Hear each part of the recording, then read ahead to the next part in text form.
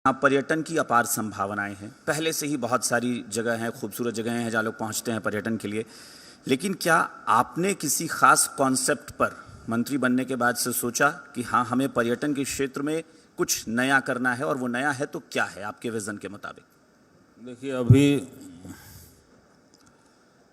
सबसे पहले हम टूरिज्म सेक्टर में काम कर रहे हैं जी। और आप देखे होंगे कि इससे पहले जो पूर्ववर्ती सरकार रही है उन्होंने पर्यटन के बारे में कोई सोच फिकर नहीं था। आज पतरातू देखिए, नेतरहाट देखिए, पहले से आपको बदला हुआ नज़र आएगा। और हम लोग टूरिज्म सर्किट बनाने जा रहे हैं और टूरिज्म टूर करने यहाँ लोग कैसे आए, पर्यटक कैसे आए, उसमें भी फोकस है। अभी बस सुविधा हम लोग देने जा रहे हैं और छोटी गाड़ी का भी सुविधा देने जा रहे हैं। जैसे आप कहीं दिल्ली, बम्बे कहीं भी रहें, वहाँ से आप बुक कराएंगे। आप अगर प्लेन से आएंगे या ट्रेन से आएंगे तो वहाँ आपको रिसीव किया जाएगा, फिर होटल में रखा जाएगा, फिर आप जहाँ घूमने चाहेंगे वहाँ आप घूम सकते हैं। अभी एक नया प्रपोजल मेरे पास आया है जी, जो मुझे बहुत अच्छा लगा। माननीय मुख्यमंत्री जी के पास उनको उस चीज़ को रखेंगे हम कि बिरसा मुंडा, भगवान बिरसा मुंडा जी का जी स्टैचू बनाना है बहुत बड़ा। यानी कि भगवान बिरसा मुंडा का विश्व में या इंडिया में बोलिए सबसे बड़ा स्टैचू झारखंड में बनेगा। जी। सिद्धू कान्हू जी का भी हम लोग दुमका एरिया में जहाँ डिसाइड करेंगे सीएम साहब, चाहे भोगनाडी में भी हो सकता है, वहाँ स्टैचू बड़ा से बड़ा बनाएंगे। और पर्यटन कैसे आए यहाँ, पर्यटक कैसे आए यहाँ, जी, उसके लिए हम लोग प्रचार प्रसार कर रहे हैं और धीरे धीरे बढ़ भी रहा। क्योंकि 20वीं सदी, हालांकि मैं आपके दूसरे विभाग के बारे में भी बात करूंगा, अल्पसंख्यक कल्याण विभाग भी आपके पास है, उस पर भी बात करूं, लेकिन पर्यटन इसलिए मैं ज़्यादा जोर दे रहा हूं फिलहाल। 20वीं सदी और 21वीं सदी में एक बहुत बड़ा फ़र्क आया। ये सिर्फ किसी प्रदेश नहीं, पूरे देश के स्तर पर, कि तब ऐसा लगता था कि कुछ विभाग मिनिस्ट्री में जो होते थे वो कुछ पोर्टफोलियो बिल्कुल माने जाते थे कि यही बहुत ज़्यादा इम्पॉर्टेंट है। 21वीं सदी आते आते पर्यटन एक ऐसा मंत्रालय बना जो हाई प्रोफाइल मंत्रालय बना, क्योंकि रोजगार जनरेट करने में और रेवेन्यू जनरेट करने में आज के समय पर्यटन बहुत बड़ा योगदान देता है। तो मुझे लगता है किसी भी प्रदेश की आर्थिक स्थिति हो या युवाओं को रोजगार देना हो, इसमें बहुत बड़ा रोल जो है पर्यटन विभाग का है। तो इसके लिए क्या किया जा रहा है? देखिए,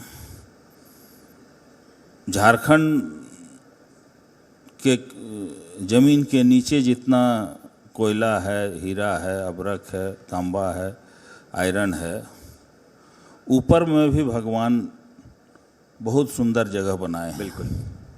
उसको सजाने संवारने का काम हम लोग को करना है। अभी तक कोई सरकार इसमें ध्यान नहीं देती। हमारी सरकार आई है, 2 साल तो हम लोग कोरोना में पार हो गए, तीसरा साल जो हुआ उठापटक में पार हो गया। 2023 से हम लोग लगे हैं जी, हमारी सरकार लगी हुई है और बहुत जगह, अब कल हम देवघर में थे, देवघर में प्रोग्राम था अभी सबसे बड़ा, विश्व का सबसे बड़ा मेला जिसको बोला जाता है, वहाँ भी बहुत पर्यटक का आने का संभावना है। उसको भी हम बहुत अच्छा कर सकते हैं। चूँकि आपने कहा खूबसूरत बनाना है, तो जाहिर तौर पर पतरातू हो या देवघर हो या फिर नेतरहाट की आपने बात की, ये सारी चीज़ें हैं जो पहले से लोग जानते हैं। लेकिन झारखंड में आपने जिस प्राकृतिक संपदा की बात की, जंगल हो, पहाड़ हो, झरने हो, ये आपको हर जगह मिलते हैं और शायद वाकई उसको एक खूबसूरत आकार, खूबसूरत साकार करना है, लोग अपने आप आने लगेंगे। देखिए, एक प्रॉब्लम हम लोग को हो रहा है जो कि जहाँ भी पर्यटक स्थल है वहाँ वन है। आप पतरातू ले लीजिए, चाहे नेतरहाट ले लीजिए, इधर आप जमशेदपुर एरिया में डिमना लेक ले जी, लीजिए या दलमा पहाड़ लीजिए, और जहाँ भी आप जाते हैं। दूसरे राज्य में ये चीज़ की तकलीफ़ नहीं है, लेकिन यहाँ है। तो अभी केंद्र सरकार से एक नया नियम आया, जी, उसमें हम लोग को सहायता मिल सकता। तो जैसे केरला में टूरिज्म का बहुत अच्छा अभी किया गया है वहाँ, तो हम लोग केरला के तर्ज पर भी कुछ करना चाहते हैं। रोपवे का भी हम लोग यहाँ प्रपोजल, एक कंपनी इंग्लैंड की है वो आई हुई है, जो पतरातू में रोपवे, बिल्कुल जी, 6 किलोमीटर का रोपवे वो लगाने चाह रहे हैं, पर्यटकों को आकर्षित करने के लिए। एक नया चीज़ जो आप जो वहाँ देखे होंगे, जो लेक है वो करीब, जो बीच है एक छोटा सा, वो 2 किलोमीटर पड़ता है। तो 2 किलोमीटर तक वो बगैर कहीं कुछ दिए हुए 2 किलोमीटर तक का वो उनका हैंगिंग रहेगा जी। इसके बाद वहाँ से पहाड़ ले जाएंगे, फिर वो वैली है वो दिखाते हुए फिर वो नीचे लाएंगे। तो एक नया कंसेप्ट है, और बहुत सारी चीज़, नई चीज़ यहाँ जो टूरिस्ट आते हैं, ख़ासतौर पर देश के अंदर से आते हैं तो कोई समस्या नहीं है, लेकिन जब बाहर से आते हैं, विदेशी पर्यटक आते हैं, कम्युनिकेशन की प्रॉब्लम होती है यहाँ लोकल लोगों से। तो उसके लिए ज़रूरी है कि पर्यटन विभाग जो है वो टेक्नोलॉजी पे फोकस करे, कि ताकि वो सारी चीज़ें ऑनलाइन उनके लिए हों, उन्हें जानकारी मिल सके, जो भी सूचना चाहते हैं या टिकट बुकिंग करना चाहते हैं, कहीं जाना चाहते हैं, हर चीज़ ऑनलाइन हो। इस पर कितना सरकार का फोकस है टेक्नोलॉजी को डेवलप करने पे पर्यटन विभाग को लेकर? इसमें हम लोग बना रहे हैं, काम चल रहा है। हमको लगता है दिसंबर तक हम लोग आपको नज़र आ जाएगा जी, जो पूरे विश्व जब देखेगा, झारखंड को खोलेगा, तो आपको पता चल जाएगा कहाँ क्या है। रेवेन्यू ग्रोथ कितना आपको लगता है कि अब हो रहा है? देखिए, उससे रेवेन्यू तो आएगा है, उससे एक अच्छा माहौल भी बनता है। जी आज सिंगापुर में कुछ नहीं है, सिर्फ पर्यटक जा रहे हैं। जी जी, वहाँ उस तरह बनाया गया है। झारखंड को संवारने का काम है। अगर हम जो बिखरा हुआ है, खाली सिर्फ संवार देंगे, अगर बढ़िया से लाइन अप कर देंगे तो देखने में भी खूबसूरत लगेगा। कहीं भी आप जाइएगा, जहाँ भी आप जाइएगा, चाहे नेतरहाट जाइए या कहीं भी आप जाइए, आपको प्राकृतिक का जो सुंदर यहाँ दृश्य है आपको नज़र आएगा। ये रेवेन्यू ग्रोथ पर मैंने इसलिए ज़्यादा जोर दिया क्योंकि 3.5 साल हो गए हैं इस सरकार के। जी, तो पहले जो रेवेन्यू प्रदेश को पर्यटन के क्षेत्र में मिलता था वो, और अब क्या आपको लगता है कि उसमें सुधार आया है? 1.5 साल बाद विधानसभा चुनाव हैं, 1 साल बाद लोकसभा चुनाव है, प्रदेश को कितना खूबसूरत आपने बनाने में कामयाबी हासिल की। ये सारी चीज़ें जनता के बीच, जितना खूबसूरत होगा प्रदेश, उतना लोग आकर्षित होंगे और लोगों को लगेगा कि साज सज्जा पर फोकस है सरकार का। देखिए, हम लोग ज़मीनी स्तर से काम करते हैं। आप देखते होंगे झारखंड मुक्ति मोर्चा का जो नेचर है, जो उनका कल्चर है, वो ज़मीनी स्तर से काम करती है। तो हम लोग जो भी काम करेंगे ज़मीनी स्तर से करेंगे, जिससे वहाँ के गरीब गुरबा और जो स्थानीय लोग हैं उनको भी फ़ायदा हो, जो बाहर से आए वो देखे यहाँ का कल्चर, प्रकृति से छेड़छाड़ ना हो, छेड़छाड़ नहीं हो। और जब आवागमन बढ़ेगा, पर्यटक आएंगे, तो ऑटोमेटिक है कि सभी लोगों को, होटल को फ़ायदा होगा, सारी चीज़ लोगों को फ़ायदा होगा। अल्पसंख्यक कल्याण विभाग पर बात करते हैं।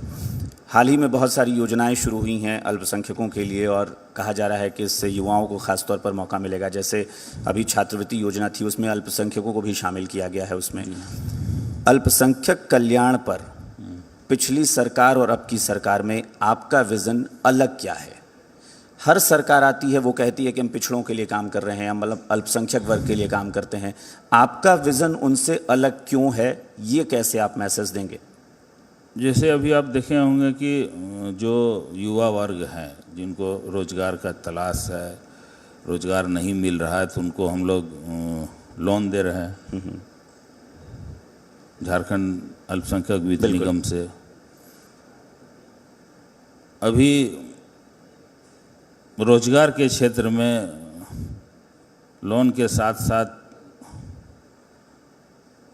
पढ़ाई में भी हम लोग ध्यान दिला रहे हैं। अभी यूपीएससी का भी तैयारी हम लोग अल्पसंख्यक कल्याण विभाग से कराएंगे। चाहे कंस्ट्रक्शन में जो है मदरसा का है, कब्रिस्तान घेराबंदी है,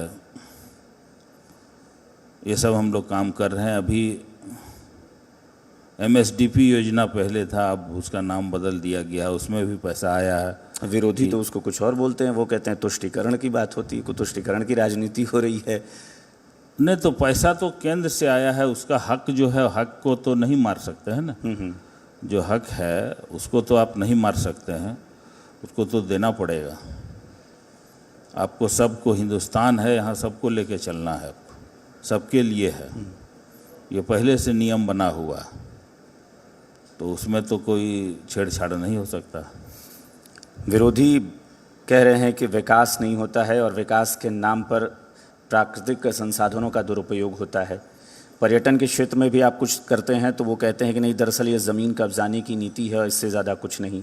अल्पसंख्यकों के लिए करते हैं, वो कहते हैं कि कुछ नहीं, एक ख़ास वर्ग को खुश करने की कोशिश है, इससे ज़्यादा कुछ नहीं। हर आपकी योजना कटघरे में खड़ी की जा रही है। देखिए, अभी हम लोग 25 लड़का को भेजे विदेश पढ़ने। वो 25 लड़का को आप मत देखिए, आबादी बहुत बड़ी है, 25 लोग। तो जो उसका नॉर्म्स है, जो कंडीशन है, उसमें 25 लड़का ही। पिछले साल 16 लड़का आया था, इस बार 25 लड़का आया जी।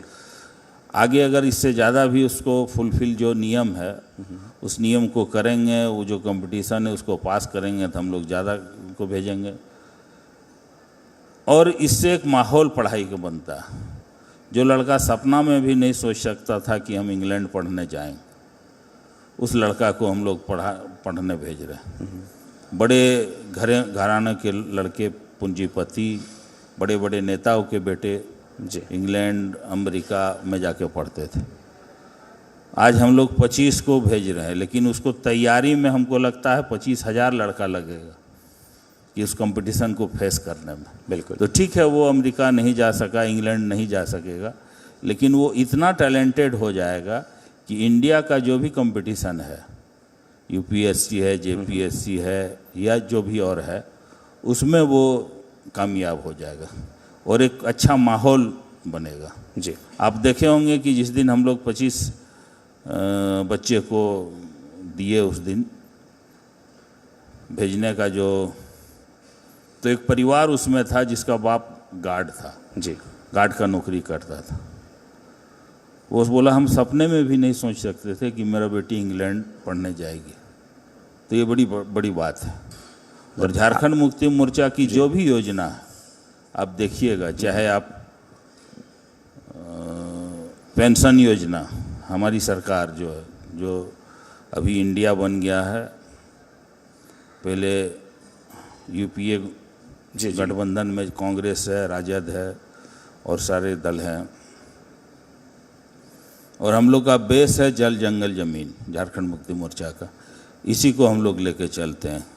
अभी पेंशन योजना, आप कहीं भी क्षेत्र जाइएगा तो एक भी 60 साल से जो ऊपर है वो बगैर पेंशनधारी का नहीं। ये बहुत बड़ी उपलब्धि है। जी। आज अगर हम किसी को 2 लाख रुपया, 2.5 लाख रुपया एमएलए फंड दे देते हैं या एक स्कीम दे देते हैं, उससे उतना ही फ़ायदा होता है जितना एक अगर परिवार को हम पेंशन लागू करा देते हैं। बिल्कुल।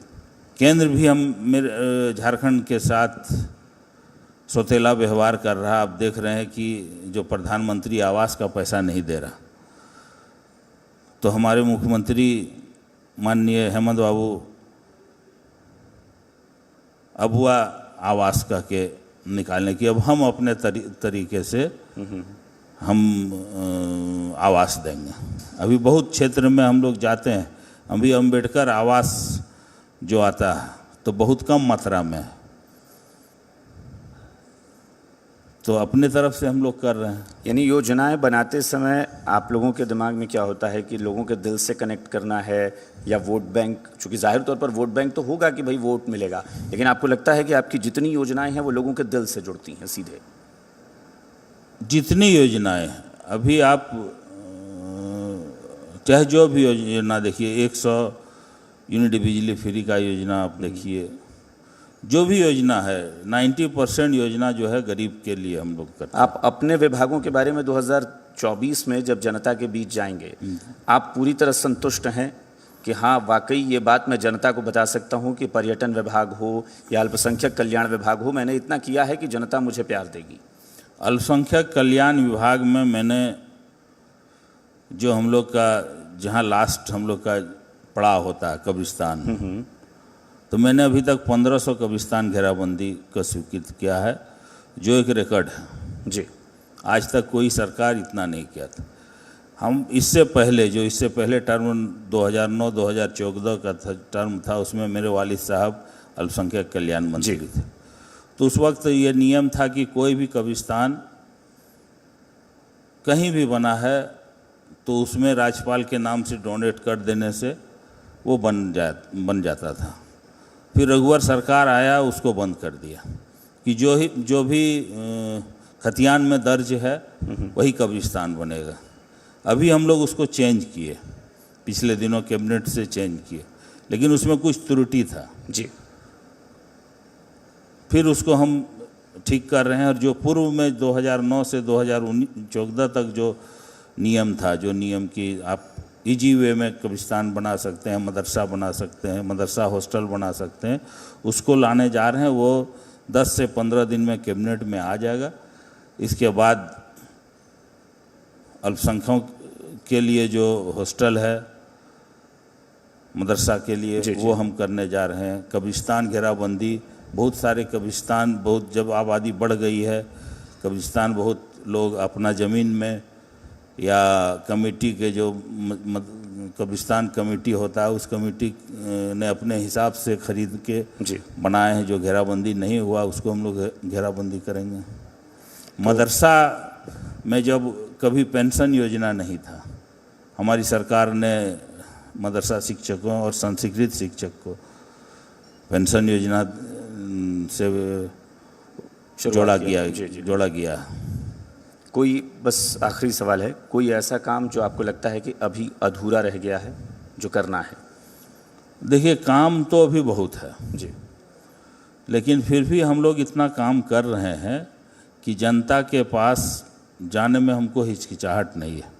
ये आपका कॉन्फिडेंस है पूरा? ये कॉन्फिडेंस है। आज हमारी सरकार ने 16,000 किलोमीटर रोड का संकल्प लिया है कि हमको बनाना, और अभी बन भी रहा, तेज़ी से बन रहा।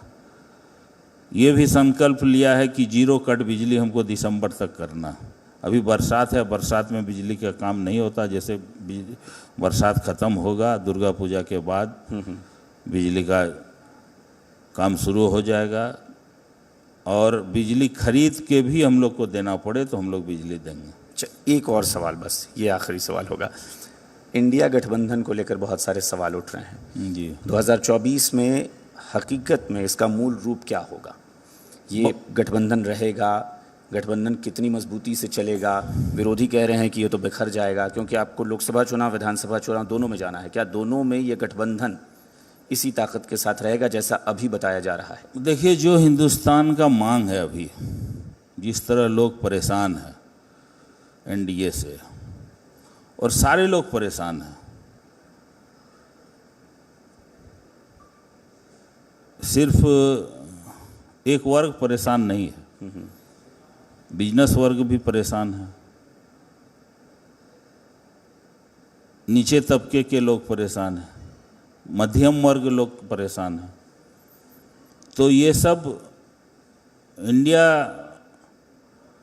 गठबंधन जो बना है, और जिस तरीके से उभर रहा, सबको जो ज़रूरत है उसमें बहुत अच्छा परफॉर्मेंस होगा जी। इसीलिए आप देखते होंगे कि हम लोग तो उतना सेंट्रल का राजनीतिक नहीं करते हैं, स्टेट का राजनीतिक करते हैं। तो स्टेट का राजनीतिक में झारखंड का राजनीतिक करते हैं। झारखंड के राजनीतिक में जो अभी चेहरा है माननीय हेमंत सोरेन जी का, इसके टक्कर का कोई चेहरा आपके एनडीए गठबंधन में नहीं है। जिसको अभी चेहरा बनाया गया जी, उस पर विश्वास लोगों को नहीं है। तो यानी बहुत सारी चीजें हैं जो आपको ताकतवर बना रही हैं। जी, या चेहरे की बात और है या हेमंत नीतियों बाबू की ने बात जिस है। तरह अभी आप देखे होंगे, आज ही पेपर में दिया कि झारखंड 1 नंबर में आया। जी, तो और आज हिंदुस्तान में, वर्ल्ड में आदिवासी नेता में 1 नंबर में हेमंत बाबू हैं। आप देखें पिछले दिनों यहाँ आदिवासी महोत्सव मनाया गया, जो एक मील का पत्थर साबित हुआ और लोगों ने बहुत सराहा कि हेमंत बाबू अपना कल्चर को नहीं भूले। जी, और किसी भी नेता को, चाहे हम भी अपना कल्चर से आते हैं, तो मैं भी अपना, राजनीतिक अपनी जगह है, कल्चर अपनी जगह है, कल्चर को हम लोग नहीं भूलते हैं। बिल्कुल। एक चूंकि और मंत्रालय रह गया है, स्पोर्ट्स मिनिस्टर भी आप हैं। खेल में झारखंड बहुत तेज़ी से आगे बढ़ रहा है और ऐसा लगता है कि ये भी अभी बहुत कुछ शायद संभावनाएं बाकी हैं। रोज़गार भी स्पोर्ट्स के तहत बहुत सारे लोगों को देने की बात हो रही है। कितना उसमें काम चल रहा है और क्या चल रहा है नया? देखिए, अभी हम लोग का लक्ष्य है कि दिसंबर तक जो बच्चे जो अर्हता पूरी करेंगे, खेल के आए हैं, उनको नौकरी देना। जो पूर्व खिलाड़ी उनको भी हम लोग कोच में रखेंगे, जी, खेल मित्र के तौर पर रखेंगे। और कल ही, आज आपका प्रोग्राम है, कल हमको अनाउंसमेंट करना है हॉकी का, जो वर्ल्ड कप यहाँ है, उसका कल अनाउंसमेंट, डेट अनाउंसमेंट हमको 12 बजे करना है। तो एक बहुत बड़ा उपलब्धि है और माहौल बन रहा है खेल का, चाहे फुटबॉल हो, हॉकी हो, तीरंदाजी हो। अभी नीचे स्तर से हम लोग सिद्धू कानू क्लब हम लोग हर गांव में, रेवेन्यू गांव जो है उसमें बनाने जा रहे हैं, जिसमें 25,000 रुपया सालाना हम उस क्लब को देंगे, जिससे वो खेल का सामग्री खरीद के अपना खेल सकेंगे। चलिए, यानी इस क्षेत्र में भी बहुत कुछ काम करने की गुंजाइश लग रही है आपको कि अभी किया जा सकता है। जी। काम हो भी रहा है। बहुत बहुत शुक्रिया आपका हमारे साथ जुड़ने के लिए, इस चर्चा में शामिल होने के लिए। तो बदलते झारखंड की बात हम कर रहे थे और विज़न भी आपका क्लियर है। उम्मीद करते हैं कि आप जाएं जनता के बीच तो उसी कॉन्फिडेंस के साथ जाएं।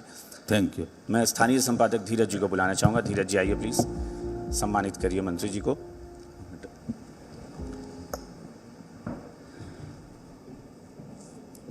तो पर्यटन, अल्पसंख्यक कल्याण और स्पोर्ट्स मिनिस्टर हफीज़ुल हसन साहब हमारे बीच, और उनका कहना है कि इन सभी क्षेत्रों में, सभी विभागों में बहुत ज़्यादा काम हो रहा है और इस काम की बदौलत उनको ये कॉन्फिडेंस है कि वो जब जनता के बीच जाएंगे तो जनता उनको भरपूर प्यार देगी।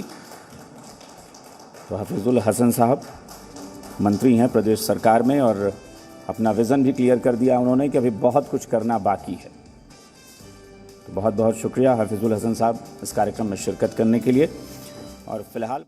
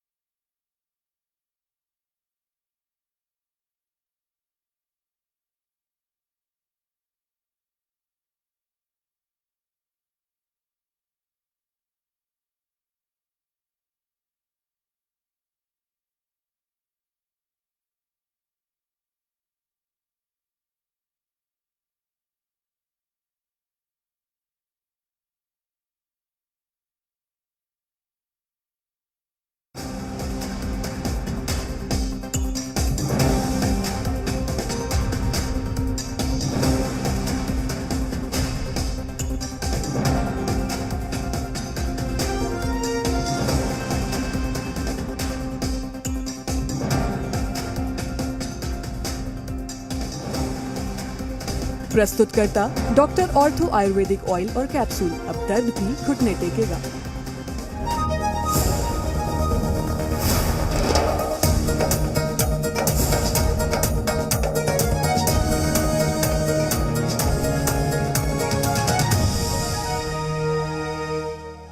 प्रस्तुतकर्ता कैप्टन टीएमटी, घर की असली ताकत।